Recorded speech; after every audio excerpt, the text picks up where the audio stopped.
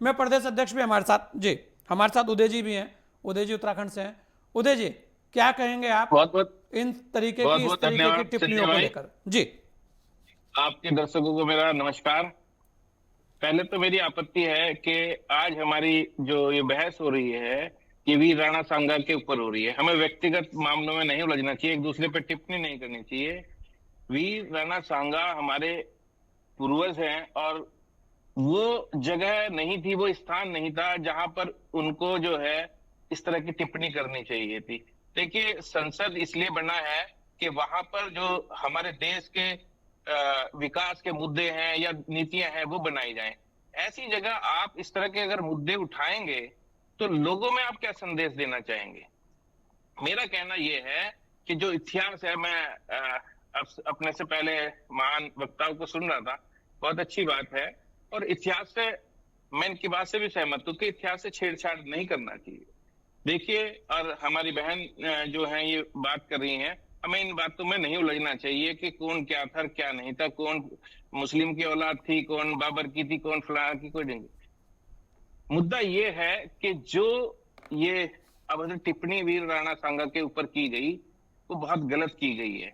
हमें इसके ऊपर बात करनी चाहिए, ना कि इधर उधर के इतिहास के बारे में बात करनी चाहिए।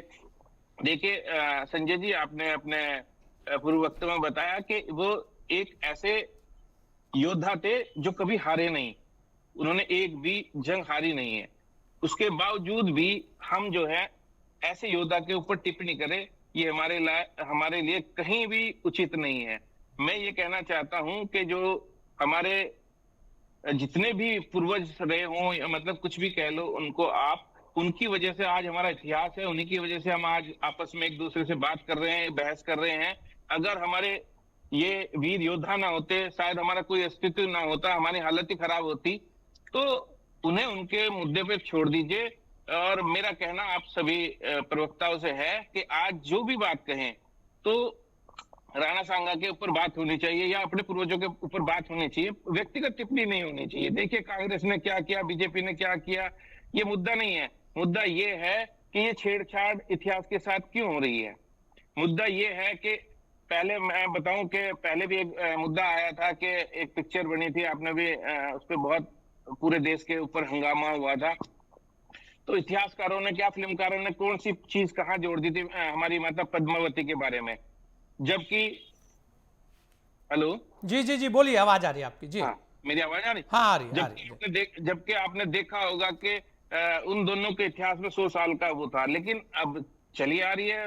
लोगों ने विरोध भी किया, सब कुछ हुआ, और उसके बाद क्या हुआ? उसके बाद फिर खत्म हो गई।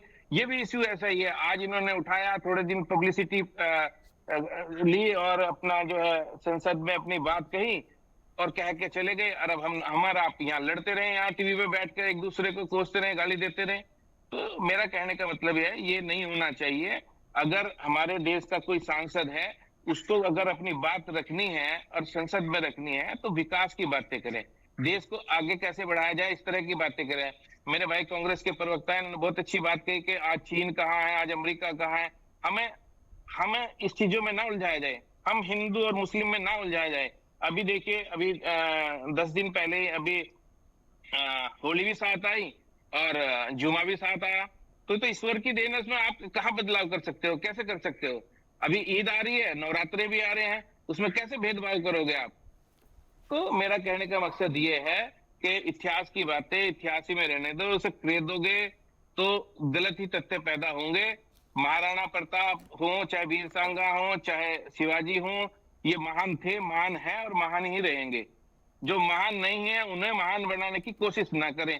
आप जो है उनके, आप क्या सोचते हैं, मतलब कि वहां संसद में कोई बात कहेंगे और आप महान हो जाएंगे, आप हिट हो जाएंगे, आप चर्चाओं में आ जाएंगे?